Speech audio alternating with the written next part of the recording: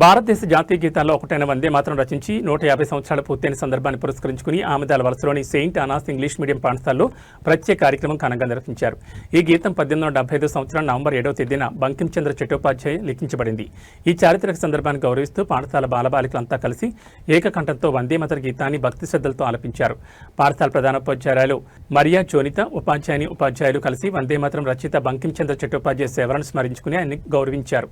ఈ కార్యక్రమంలో విద్యార్థులు, ఉపాధ్యాయులు తదితరులు పాల్గొన్నారు. విద్యార్థులలో దేశభక్తిని పెంపొందించే విధంగా ఈ కార్యక్రమం నిర్వహించడం జరిగింది.